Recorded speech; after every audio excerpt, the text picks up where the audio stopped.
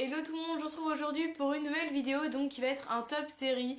Je pense que je ferai des top quelque chose, enfin j'en ferai de temps en temps d'autres avec d'autres thèmes, c'est-à-dire avec des films ou des choses comme ça, mais plus principalement ce serait certainement avec des séries.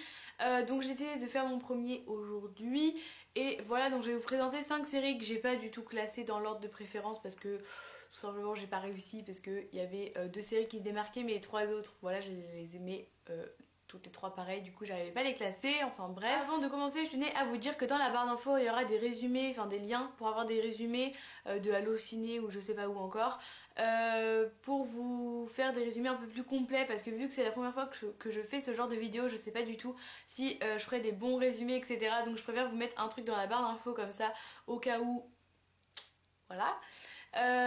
Et donc voilà, et deuxième chose, je vais vous parler d'une application, donc je tiens à préciser parce que bon, maintenant il y a beaucoup de placements de produits etc à propos d'applications, donc je tiens à dire que ce n'est pas un placement de produit ou partenariat ou autre. Je parle de l'application, enfin l'application dont je vais vous parler, j'en parle seulement parce que je l'aime beaucoup et que du coup je pense que ça pourrait bénéficier à pas mal de personnes. Donc l'application dont je vais vous parler, elle s'appelle TV Showtime, j'écrirai le nom sur l'écran quelque part. Elle est disponible sur Android et iOS et elle est hyper pratique. Donc c'est pour les séries. Moi je sais que je regarde à peu près une quinzaine de séries et du coup c'est très chiant parce que je dois toujours me rappeler de quelle saison je suis, quel épisode, de quelle série, etc. Et c'est assez compliqué quand on a énormément de séries de se rappeler tout. Et cette application là en fait elle est très bien parce que vous pouvez mettre toutes les séries que vous regardez dedans, mettre à quel épisode vous en êtes, etc. Et ensuite dès que vous avez vu un épisode vous pouvez le cocher, du coup ça vous met à quelle saison et quel épisode vous en êtes pour telle ou telle série. Et du coup c'est grave pratique, et vous recevez une notification quand un nouvel épisode de votre série sort, et aussi vous avez un décompte, ce qui est plutôt pas mal, c'est à dire que quand votre série va sortir une nouvelle saison, et bah s'il y a 80 jours avant qu'elle reprenne, vous avez le décompte. Et donc voilà, c'est tout pour cette application, mais elle est vraiment trop bien, donc je vous conseille de la télécharger si vous regardez pas mal de séries parce que ça sauve la vie franchement. Et on va commencer maintenant pour le top des séries. Donc la première série dont je vais vous parler c'est American Horror Story. Donc cette série je l'aime vraiment beaucoup, bon comme toutes les séries dont je vais vous parler, mais elle est vraiment trop bien. Donc ce que j'aime beaucoup déjà c'est que c'est des saisons indépendantes, c'est à dire que les saisons ne se suivent pas, enfin ça n'a pas de rapport entre les saisons. Donc c'est des histoires différentes à chaque saison. Je tiens à préciser que c'est pas parce que ça s'appelle American Horror Story que ça fait peur. Il y a des moments de suspense dans les deux ou enfin dans toutes les saisons, il y a des moments de suspense à certains moments, mais c'est pas non plus genre ça fait pas flipper, faut pas abuser non plus. Donc voilà quoi, c'est juste des moments de suspense, c'est pas vraiment de l'horreur. Donc cette série en gros, je vais vous faire des résumés pour chaque saison du coup parce que je peux pas faire un résumé en général, mais ça raconte des sortes de petites histoires d'horreur. Le producteur s'inspire d'événements qui ont pu se passer, de légendes, de criminels qu'il y a pu y avoir par le passé, etc. Donc voilà, ça s'inspire un peu de tout ça. Et du coup, je trouve ça cool parce qu'il y a un peu de réel, même s'il y a beaucoup d'imaginaire, il y a quand même quelques trucs de réel. Et du coup, je trouve ça assez cool.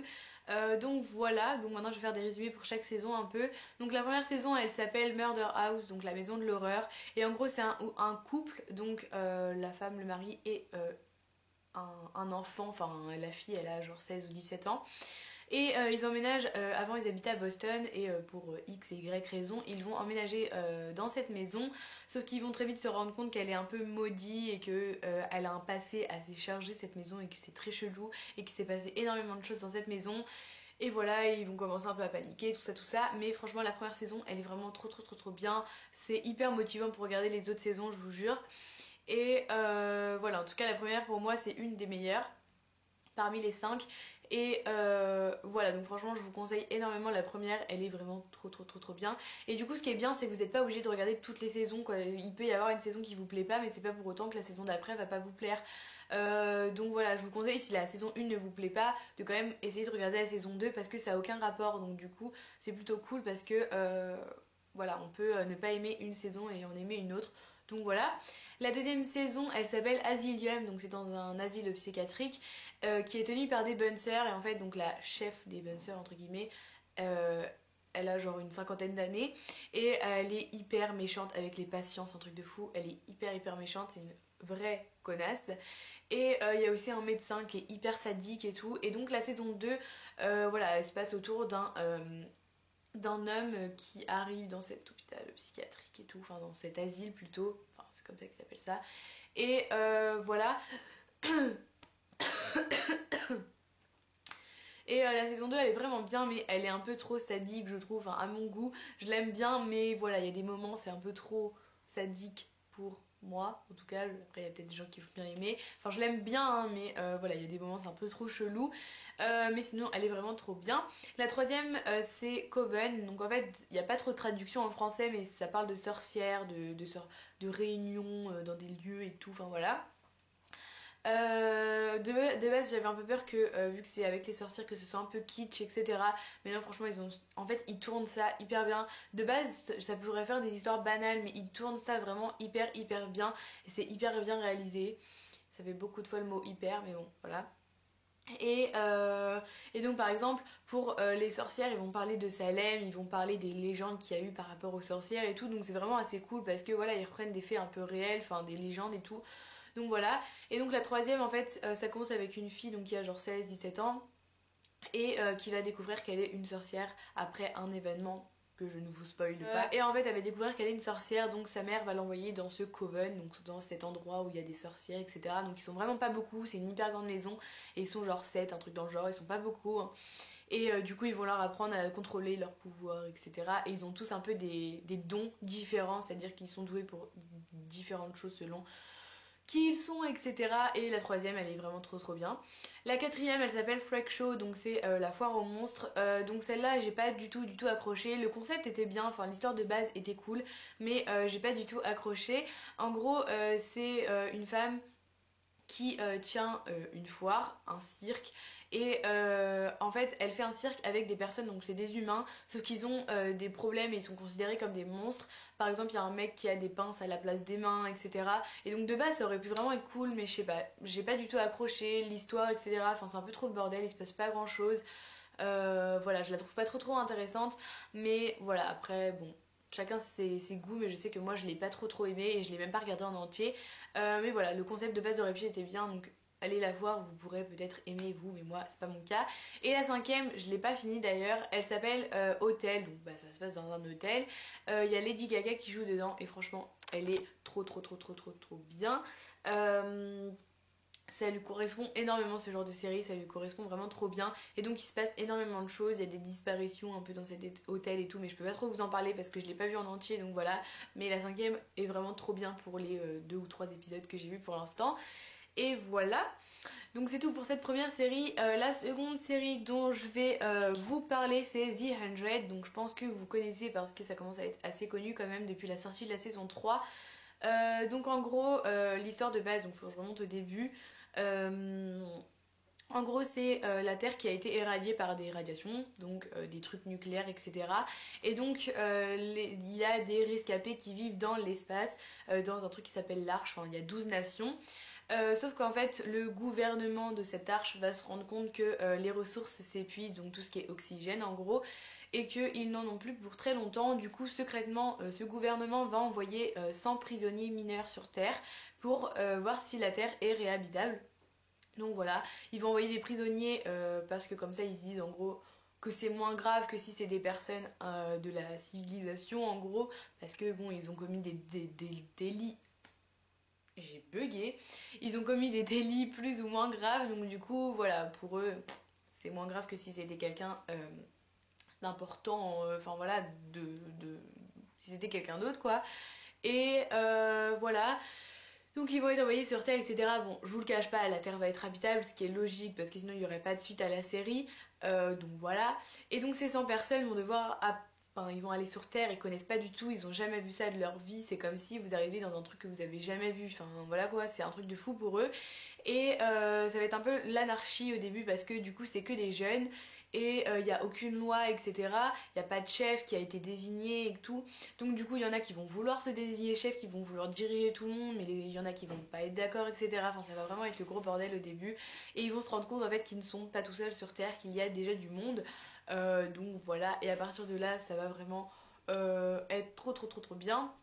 Donc voilà, j'aime vraiment beaucoup The 100 parce qu'il y a tout le temps, tout le temps, tout le temps de l'action. C'est vrai qu'il y a aucun, enfin c'est très rare quand on s'ennuie. Enfin je sais que moi je m'ennuie facilement, enfin assez facilement devant une série. Et The 100 je me suis jamais ennuyée je crois. Donc voilà, c'est plutôt cool et je vous conseille vraiment beaucoup cette série. La troisième série dont je vais vous parler, c'est Sense8. Donc il y a pas mal de gens qui en ont parlé pendant un moment puis ça s'est arrêté. Donc moi j'ai vraiment commencé quand la série est sortie, j'ai vraiment commencé au tout début.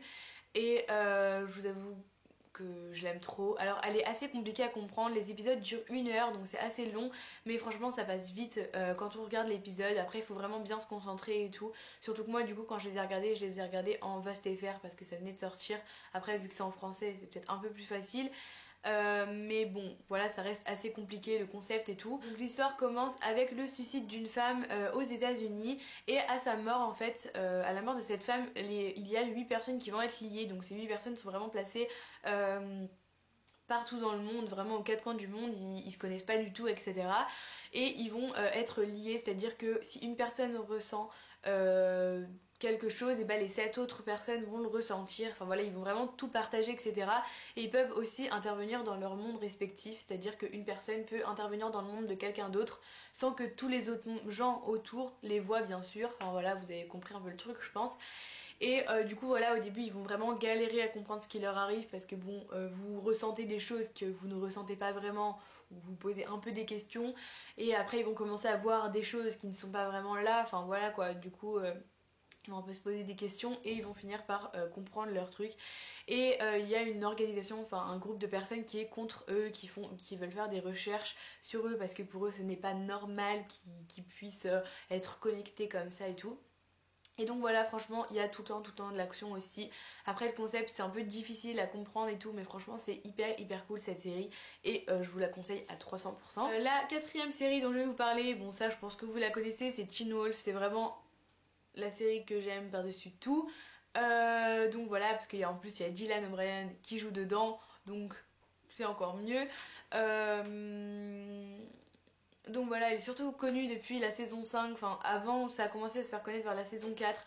Mais la 5, ça a vraiment été le truc parce qu'il y a Cody Christian, accent anglais, tu vois, qui joue dedans. Et c'est celui qui joue Mike dans Pretty Little Liars. Et du coup, ça a ramené pas mal de fans et tout. Mais bon, voilà. Et donc l'histoire de base, donc dans la première saison, donc c'est un peu kitsch, c'est des histoires de loups-garous, etc. Et donc Scott et Styles, donc Dylan O'Brien, se baladent en pleine nuit dans la forêt pour retrouver une moitié de cadavre. Déjà, de base, c'est un peu chelou, hein, voilà. Et Scott va se faire attaquer par une bête sauvage. Et donc il va se faire mordre en dessous les côtes, enfin, à l'abdomen. Et il va se rendre compte qu'en fait il est devenu un loup-garou suite à cette morsure. Du coup la première saison c'est un peu basé sur le fait qu'il doit comprendre ce qu'il est devenu, il doit le gérer, etc. Blablabla. Donc la première saison elle est vraiment trop bien, elle est trop cool. En plus voilà, enfin je sais pas, je l'aime trop la première saison et même toutes les saisons d'après. Moi je sais que j'ai accroché dès le début. Après si vous n'aimez pas les trucs genre loup-garou, vampire, tout ça, enfin il n'y a pas de vampire dans Teen Wolf, mais si vous n'aimez pas tous les trucs genre surnaturels en gros, voilà, mais franchement c'est vraiment la meilleure série de toute la vie. Et donc voilà. Et la dernière série dont je vais vous parler c'est The Originals. Donc cette série là c'est pas un remake mais comment on appelle ça, enfin c'est une série dérivée de The Vampire Diaries. Donc voilà, et ce qui est assez cool c'est que vous n'êtes pas obligé d'avoir regardé Vampire Diaries pour comprendre The Originals. Donc voilà, parce que dès le début on explique le concept, enfin pas le concept mais voilà quand en fait le dernier épisode où on voit les originels dans Vampire Diaries c'est le premier épisode de The Originals, donc du coup c'est assez cool. Donc en fait on suit les histoires des originels, donc des premiers vampires dans la série après qu'ils aient quitté Mystic Falls, donc Vampire Diaries. Donc ça parle encore une fois de vampires, de loups-garous, de tout ça. Donc si vous n'aimez pas ça, voilà, mais bon, voilà, enfin moi j'aime bien, je sais pas pourquoi, mais j'aime bien ce genre de truc et donc voilà. Donc on suit surtout donc les originels, mais plus particulièrement Klaus. Donc voilà, en fait il retourne en Nouvelle-Orléans et il va découvrir que Marcel, donc un gars qu'il a élevé et tout, genre qu'il a élevé, qu'il a sauvé parce que du coup il l'a rencontré quand c'était la période de l'esclavagisme, etc. et du coup il va le sauver de ça, il va l'élever et tout, et il va découvrir que cette personne que ce mec est encore en vie alors qu'il était censé être mort, et qu'il a aussi pris sa place et qu'il contrôle le royaume de la Nouvelle-Orléans entre guillemets. Et du coup ça va assez le vénère. Franchement The Originals c'est vraiment trop bien, il y a vraiment tout le temps de l'action. Et c'est vraiment trop cool. Donc j'espère que cette vidéo vous aura plu. N'hésitez pas à me dire dans les commentaires quelles sont vous les séries que vous préférez, enfin quelles sont les séries que vous regardez, etc. Comme ça peut peut-être m'en faire découvrir de nouvelles, parce que bon, j'ai déjà du retard dans mes séries, mais j'aime tellement ça que je regarde, enfin j'en cherche tout le temps des nouvelles. Et donc voilà, n'hésitez pas à laisser un pouce bleu à la vidéo, à vous abonner, etc. À me rejoindre sur les réseaux sociaux. Et voilà, j'espère que ça vous aura plu. Bye!